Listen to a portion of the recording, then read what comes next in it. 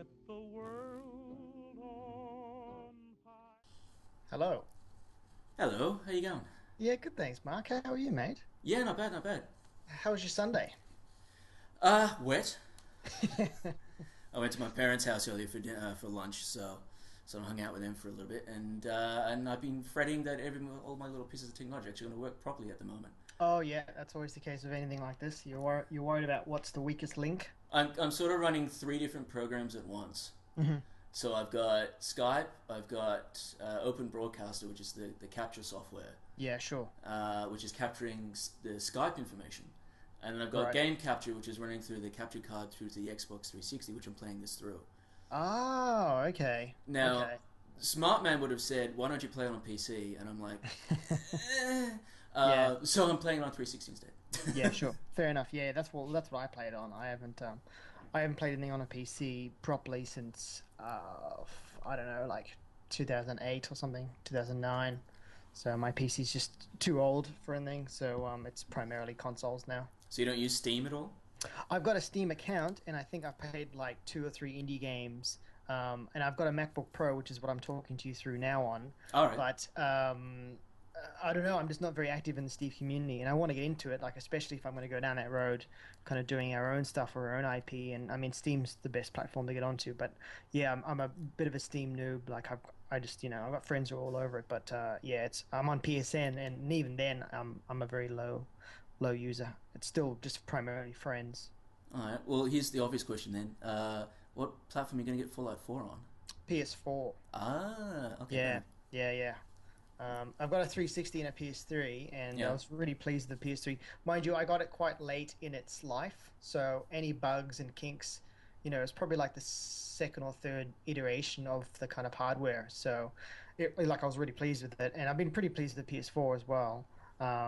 And I imagine if I was a huge modder or something like that, PC is kind of the only way to go, especially with the Fallout games. Oh yeah, definitely. But I'm not in the modding thing, so it's just play the vanilla Yeah. I, kind of I stuff. I I never got into the modding scene, but I've seen some mods of Fallout 3, and some of them are pretty nuts.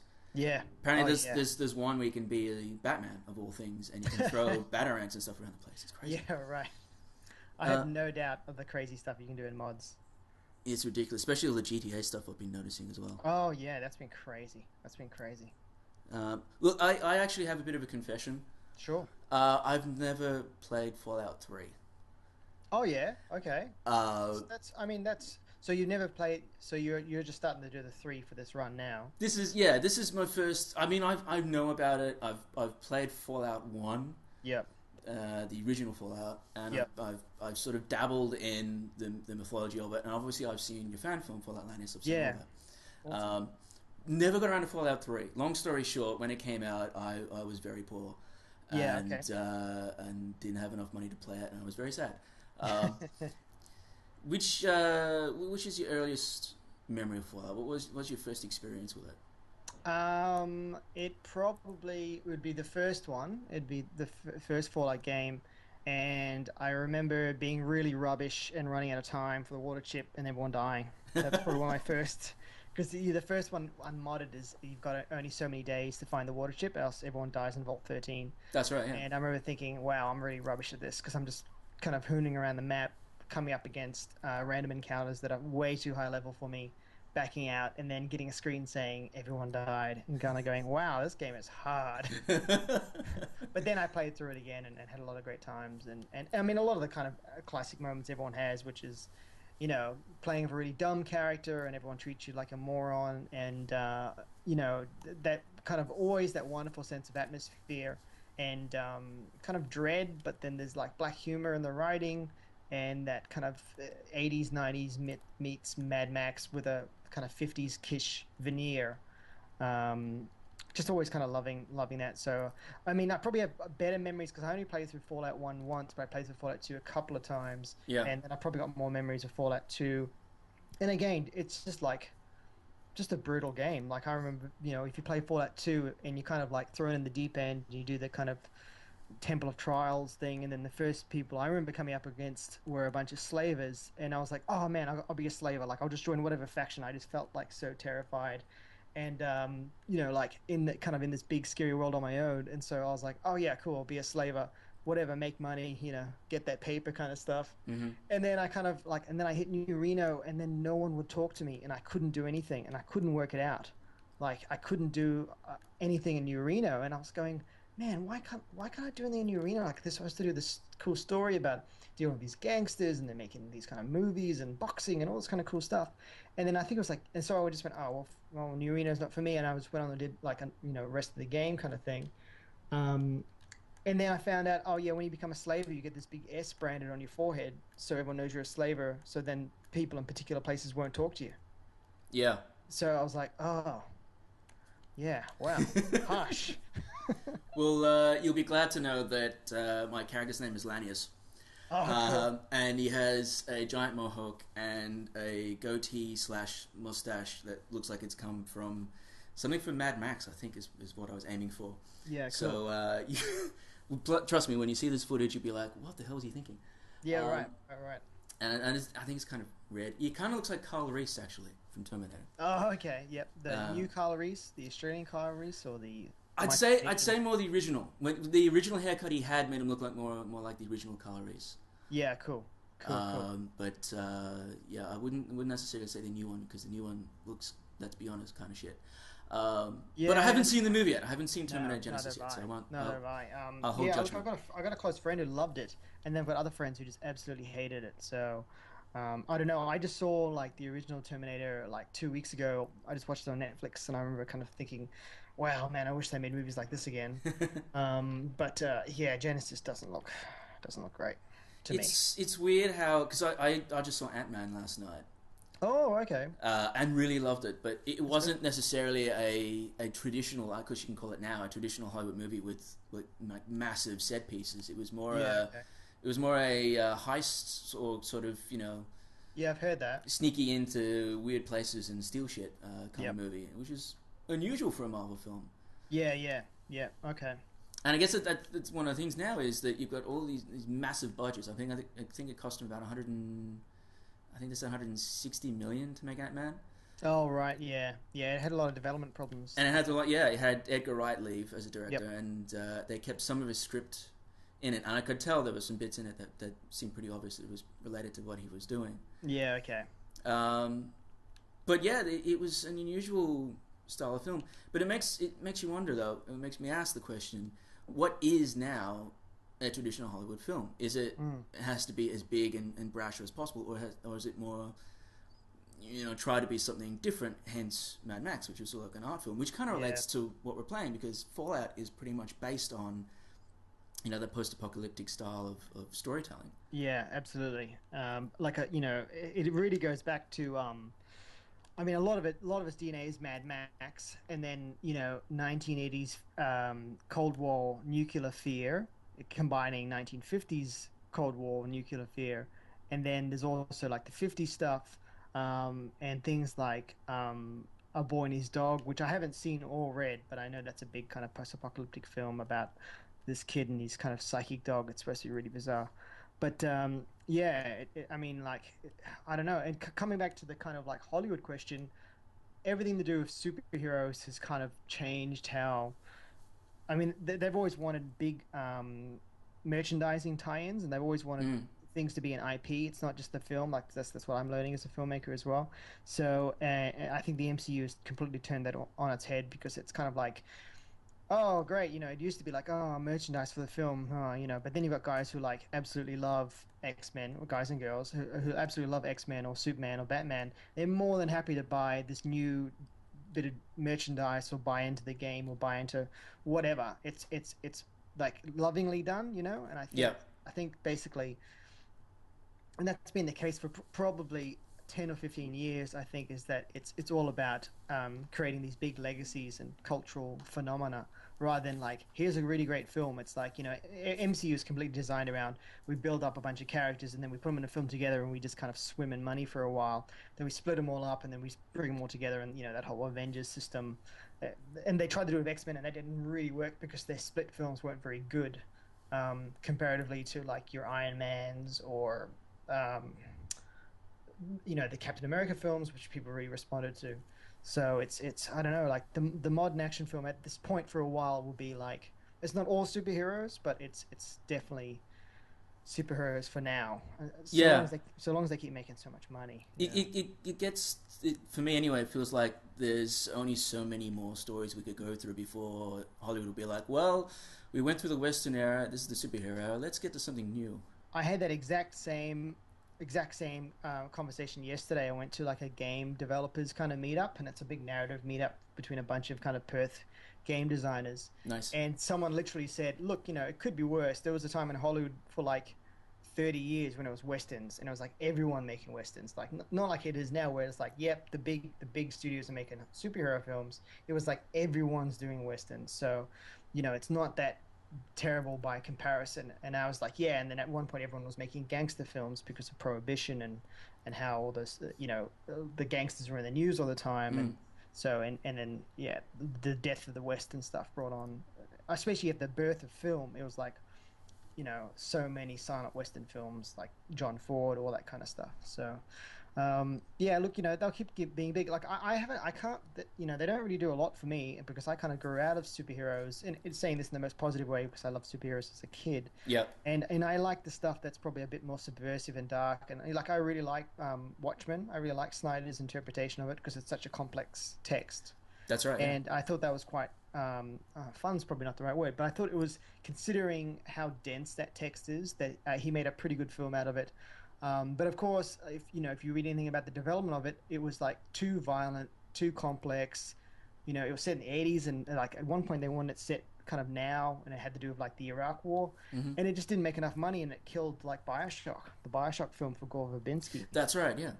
So it was like, oh god, you know, we can't make big MA/R-rated films, the American R-rated films that are violent and deal with like, you know, hey, superheroes have sex lives, or superheroes have psychological problems, or that kind of stuff. You know, it has to be, you know, the DC stuff looks really edgy, but it won't be dealing with the kind of stuff like in Watchmen, which is like superheroes lose their hair and get fat and they have all these hang-ups. You know, they won't be doing that. So, and then it costs like 200 million or whatever. So it's you know, it's we're not going to see that Well, at this stage. yeah, it's right. And it's one of those things where the movies are trying to be as, at least with superheroes, trying to make it more realistic, and you can see that ticking over into game design as well when you look at Absolutely. all the Modern Warfare, Yep. Battlefield, that sort of stuff. But with Fallout, it's completely different. I think this is one of the reasons why Fallout 3 did so well when it first came out, is that it took a realistic concept of post-apocalyptic, but Yeah. it gave it that unrealistic spin. Yeah. It was science fiction in many senses, but I don't know. I get the feeling that with the way video games are being designed at the moment, I'm at a birthday party, by the way. At the moment, I'm completely confused as where I'm supposed to go. Sure. I love this game though. I got my first achievement too. Hooray! Oh yeah, you're doing the birthday. Yeah. Okay. Great. Yeah, I'm at. I'm sort of. Oh, I can pretty much. I've got the Pip-Boy as well, so now I'm sort of going through my stats. Yeah. Okay. But It's yeah, it's a good story dense part of this. This opening, I think, is pretty solid. I feel. I think it's a really good introduction to the world of Fallout, because this was the first Fallout I guess everyone this generation kind of played. So it's a good sequence. I feel it's a good intro. most people who play Fallout 3 probably haven't even heard of Fallout 1 and 2. No, not in 2008. That's a 10-year-old IP by that stage. So That's right. Yeah. 10 or 11-year-old IP. So it's like, oh, Fallout. That's, you know, it's Oblivion with guns, or whatever the terrible joke was. Or in this case, with Fallout 4, Skyrim with guns. Skyrim with guns. Yeah. Right. That's right. But yeah, there was, when I was going back to the whole realism thing. But Yeah, in sure. in E3, there was all this talk of every single trailer ends with a big monster coming out at the very end trailer and shocking someone, and then it cuts to black. Yep. Which Two ma- of that. which was funny, but at the same time, 9 out of 10 of those were unrealistic. It wasn't the Modern Warfare thing, No. and I get the feeling that especially with Fallout 4 coming out, that we're starting to get back into that sense of, let's make a video game that is, in many cases, imaginative. It's unrealistic. It's not just another Modern Warfare movie or another Modern Warfare game. I don't know. I get the feeling that that's what we need to do more of I with agree. video games, because I didn't. I mean, I played the first Modern Warfare and I was like, it's okay. But then when they did Modern Warfare 2, and there was that sequence in the airport. I don't know if you played. Oh that. yeah, it's no Russian. That's right. Yeah. Yeah, I played the I actually really like. I'm terrible at multiplayer, but I've played all the first three Modern Warfare games, and I like them. But yeah, no Russian's pretty full on. That was, I think, for me, the first sense of, okay, then maybe we're trying to get a bit too realistic with the way we're doing video games. It's a dumb plot point too. It makes no sense. Like, just play along. It's like, well, would any CIA operative, like, how do you? I don't know. I'm sure the CIA has done heaps of dodgy stuff, but like, how can you be like, yeah, I took part in a massacre at an airport. Like, yeah, the CIA props up terrorists and then brings them down and does all these kind of things, but no operative would be there, gunning down civilians. Like, that just crosses some realistic line. Yeah, it definitely But crossed the boundaries. yeah, that's right. And look, I think you're absolutely right. That sense of like gritty realism, I think, is changing a little bit. I mean, like, how good is it to see color coming back across games? When Yeah, they're doing the brown, gray, super edgy, like early noughties, mid noughties kind of thing, or even to the late noughties, I should say, sorry, which is all the browns and grays, and we're actually getting color palettes kind of coming back. And I think, when the first trailer for Fallout 4 dropped, um, I had criticisms, but I remember saying, "Oh man, look at the color! Look at the blue sky! Look at the green grass! Look at the warm amber tones, autumn tones. That's just so cool." As opposed to like gray or yellow, which was kind of the major palettes of the last two games. yeah. Well, I'm looking at what I'm playing through right now. It's pretty basic in terms of Right. visuals, and Yeah, yet it's still quite sharp. I mean, this is when did this come out? It was like 2005, 2008. 2008. Yeah, This still looks really good. yep, And that's surprising for me because, I mean, as much as it's on Xbox 360 and it's early in that era yeah. of that console generation, it looks really impressive. Yeah, I thought it was technically really good too because I had Oblivion on the 360, and that was just so broken technically. Mm. Technically, it would like it would nearly crash when it went to your inventory screen. And I remember playing Fallout 3 and going, "Oh God, I hope we're not gonna have these same problems." And I don't think I even had proper internet, so I don't think I ever played a patched version of either Oblivion or Fallout 3. And for me, I remember thinking, "God, Fallout 3 is running really good. Like it behaved like it should have." Yeah, it was pretty smooth all around. That got me thinking though, with that Fallout 4 trailer when it came out, a lot of people Yeah. were actually quite critical of how simple the graphics actually looked. Yeah, yeah. Wasn't enough context, and it kind of, I guess it's just some of those running animations and the poor old dog. Like it only had, they didn't have any texture to it, and I mean the animation was lovely, and the idea was really solid too. That whole phasing between two time periods, conceptually kind of fine. But yeah, it just, I guess, like if you go from playing any number of the big games happening at the moment, like I've got heaps of criticisms for Destiny. I'm one of those guys that plays heaps of Destiny and complains about it constantly. We But could go it's through an entire podcast just on yeah, Destiny alone. I know, but it's so sharp. Like graphically, it's so sharp on PS4. And so if you go from like playing a couple hours of Destiny to like that trailer, granted YouTube's terrible. It compresses everything to buggery. But I remember going, wow, what's going on? Like this, it doesn't seem like a big step. And then some website leaked like the full HD video Yeah, of that trailer, and I remember going, "Oh, okay, this is a big difference. I totally see what's happening now." But I guess it's just the running animation, like the kid running over the bridge, and there was like, that was like, wow, that is Fallout 3 animation right there. That whole hooked arm, left, right, kind of jogging animation, and I guess that's where some of that criticism came. But then when they did the presentation, it was just pretty mind blowing. It turned me around as a bit of a skeptic. Um, and again, like color coming back, all these new features, and I was just as excited as everyone sitting at E3. I think every time they were like, "Hey, we're doing this now. Hey, we're doing this now. Oh, now you can build stuff. Now you can link that." And I'm not like a Minecraft player, and I've never played Rust or DayZ or whatever, and I know those are pretty hot game mechanics right now, or have been for a few years. So it's pretty funny to see them in a Fallout game, and I think it's gonna just, oh my god, like it's just gonna sell so big because of those features outside of the narrative and usual Fallout IP branding strength. yeah. It's I think based on, at least for the current generation of Xbox One, PS4, it's that first game a lot of people, maybe outside of Batman and Witcher 3, which came out earlier this month, or earlier this year. It's the first big game that a lot of people are jumping on board with. like really jumping on board. I mean, when Yep. the teaser trailer hit, the first trailer hit, I was on Twitter, and everyone was counting down to it. I think every man and his dog, literally, Yep. Yeah, funnily enough, same. the dog Same. was counting down to that. And then it came out, and everyone was going apeshit over it. And then Yep. you get to Bethesda's E3 performance, and again, it was one of those things where everyone was talking about it more than anything else. It made me wonder: are we at a point now where next gen is finally taking hold? Are we finally at a point where we can leave behind the Xbox 360 and PS3 and say, okay, yes, we're at a point now where we can leave that old generation behind and actually focus on this current generation and really push it to the next level? I think so. I think developers are doing that now, and I think despite some of the technical issues of something even like The Witcher 3, that was kind of the first. And I think the new Batman looks really good as well, but I haven't played it.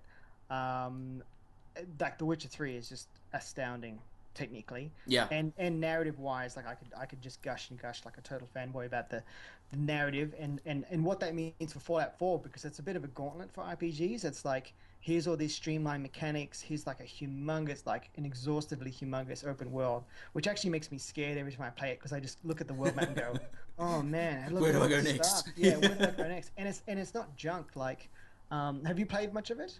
I have. I've gone through a fair bit of it, and I've done the same Yeah. with Batman as well. But it's like Yeah, cool. with Batman, it's all the Riddler trophies. I'm trying to finish that at Yep. the moment. I'm doing YouTube videos on it, and Cool. it's scary how many of these trophies I have to find, because it's ridiculous how much content there is.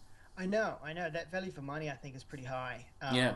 And so, if you come back to the narrative thing happening with like Witcher 3, is like, I'm like a big Fallout 3 contrarian, and I get into it on our Fallout every now and again, but primarily, and still I've put in like 100 hours into Fallout 3, so it's, I'm like every other contrarian, where it's like the narrative in Fallout 3 just isn't really what I perceive to be a kind of traditional Fallout narrative coming from 1 and 2, but then of course New Vegas had the same designers, so you got the same kind of writers creating that kind of narrative. And like seeing what's happening with Fallout 4, I think it's, I think the voice protagonist, and that's kind of, it's kind of a faux pas to say it, but I think the voice protagonist is a really good thing from a narrative point of view for Bethesda, because their strong point's never really been storytelling. It's always been emergent storytelling for players. Yeah. It's always been like, hey, here's everything, just do what you want, rather than, hey, is there any nuance or subtlety to this character? Do we follow their through line? Do we care about them as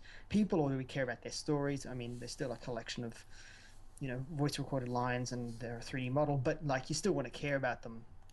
So that's the next step in game design, at least for many people, is we're going away from let's create as realistic a world as possible to let's create as realistic a character as possible. Yeah. And have the people who are playing really link to that character. And I think the first time that, for me anyway, that happened was the last Tomb Raider game that came out. Oh yeah, I haven't played that. I've heard it's really great. It's fantastic. It's one of those games where you really do feel bad for Lara Croft, for what she's going through, and the injuries she sustains, and the things she's constantly being pushed and pulled every which way, and somehow still survives it. I think that was the first attempt from any real developer of the last couple of years, maybe since like the Fallout 3 and so forth, and Skyrim, and where you really feel like you're a character. You feel like you're part of that world, and you understand what they're going through and what they're doing. It's creating that realism, but also being connected to them. Having an understanding and an emotional connection to them. For me, anyway, I hope that Fallout 4 has that, because there are so many games that I'm playing Batman. I'm like, yeah, that's great, but I just want to be Batman. I don't really care about the story. yeah, that's the thing. It's such a tricky balance. I mean, I think I've come to learn to be that kind of gamer. Like, I've always been a narrative gamer because of, I'm a filmmaker and I'm a content creator, where it's like, oh, it's got to have a really great narrative. But then I'm also getting to a point now where I'm very time poor. So it's kind of like, I don't have the time. Like, if I don't have much time, I'm not going to sit down and play The Witcher, because their stories are quite, they're A, very well written, but B, there's a lot of elements to them, and you really want to get sucked into it. And if you've only got like an hour or 15 or like half an hour, you can't do it. But you could still do, in that time, you could still do a strike on Destiny or a patrol or whatever, just goofing around. So it's that balance between like the meta, like doing the stuff external to a narrative, or just kind of doing the gaming stuff, which is the moment to moment kind of stuff. Yeah, it's and I think that's the reason why mobile gaming has taken off so much, because people just want to play 5 minutes of Tetris and then not pick it up again for another 3 days. Absolutely. Yeah, absolutely. And that's like, we're all kind of gamers now, so that's kind of really fascinating. Uh, I mean, there's a reason all those kind of Candy Crush kind of clones make so much money. It's just like it's on the train, it's between, it's when you go to the bathroom, it's all that kind of stuff. It's those little intermittent moments. It's not sitting down for a gaming session. It's kind of these connected moments of when you've got time to play something. I'll admit I've played Crossy Road on the toilet. I haven't played Crossy Road. I don't think I've got any. I've got a really crappy phone. I do have an iPad, and I played like, what did I play on it? I played like a bit of Fallout Shelter.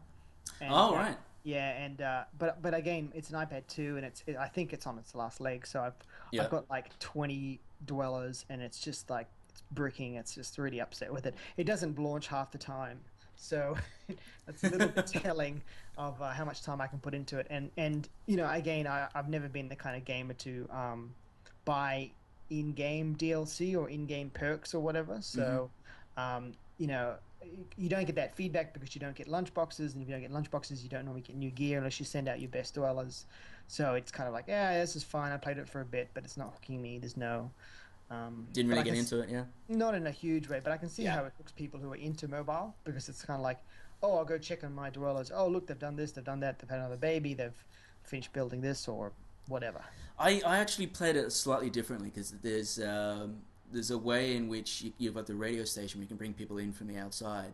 Oh, right. I decided as soon as I got that I wouldn't have any pregnant women in my game at all from then on. Oh, okay. I just used the radio station. So I kind of flipped the game on its head. And in a way, it created a different strategy, because I'm doing it a lot slower now compared to everyone else. Yeah, okay. Because I know a lot of other people playing it, and they'll just have a couple of lounge rooms and just have like 6 or 7 people pregnant at the same time. So they're getting through it a lot faster, while I'm taking a slightly slower path. Yeah, okay. I guess that's the reason why I'm still playing it. Yeah, right. It's still got the kind of feedback for you. Yeah, it's still. I mean, I wouldn't say it's grabbing me, because I play it for maybe 2 minutes and then leave it for another 3 days and then come back to it again. Yep. But it's nice to pick it up again and just see all the green lights waiting for you. Just sort of flash through it really fast. It's pretty good. This is fucking Groundhog Day. That's what this is. It's like you will repeat your death over and over and over again until you learn your lesson. The lesson is raise your fucking shield.